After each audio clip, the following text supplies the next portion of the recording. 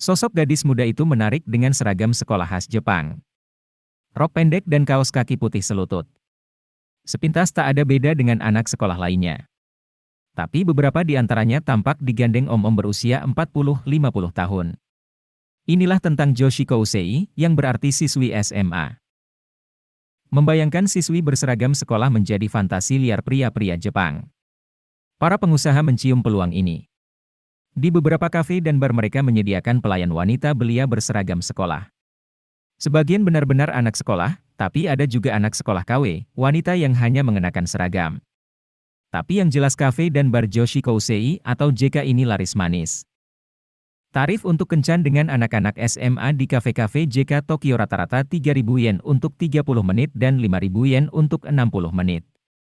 Atau sekitar Rp400.000 hingga Rp600.000 untuk 60 menit.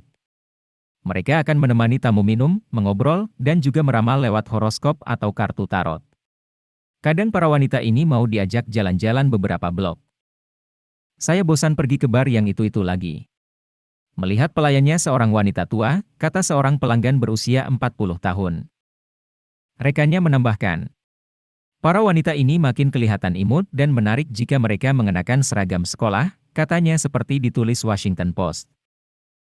Namun para siswi ini tak sepolos kelihatannya. Seringkali kencan mereka berujung pada hubungan. Mereka mendapat uang dari layanan mereka.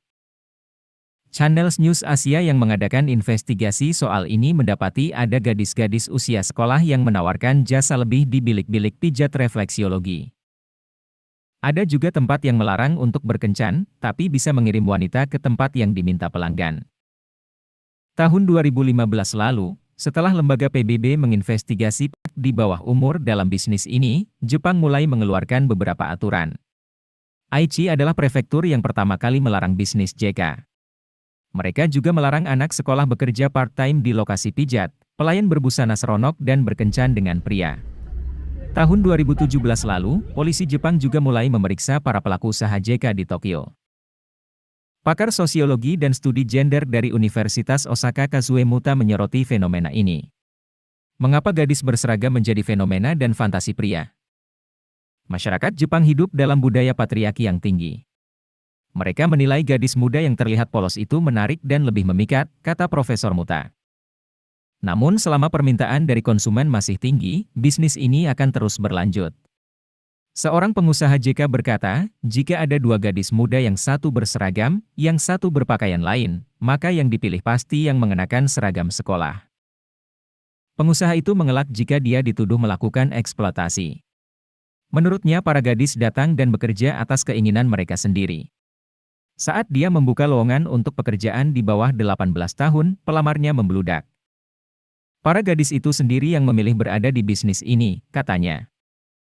Mio 17 tahun adalah salah satu contoh pelaku Yoshiko Usei. Dia kini duduk di kelas 2 SMA. Sudah setahun dia terjun ke bisnis ini. Pertama kali dia adu gabrut di ruang karaoke dengan seorang pria dewasa dan dibayar sekitar 3.000 yen. Sejak itu Mio menebar layanan kencan lewat pesan di jejaring sosial jika tak main band di akhir pekan. Pelanggannya mulai dari anak kuliahan, hingga pria berusia 50 tahun yang seumur dengan ayahnya sendiri. Dia tak merasa menyesal melakukan ini. Adalah bentuk pemberontakan Mio yang tak bahagia di rumah. Ayah dan ibuku selalu bertengkar. Aku sangat membenci mereka, kata dia. Upaya untuk menarik para gadis dari bisnis eksploitasi tersebut bukannya tak ada. Jun Tachibana adalah penggerak LSM Bond Project. Dia mencoba berbicara dengan para gadis yang kelihatan punya masalah di jalan. Menurutnya, bukan perkara mudah untuk menarik mereka dari bisnis ini. Para gadis ini rata-rata kesepian di rumah. Ada juga yang mengalami perbuatan tidak baik di rumah.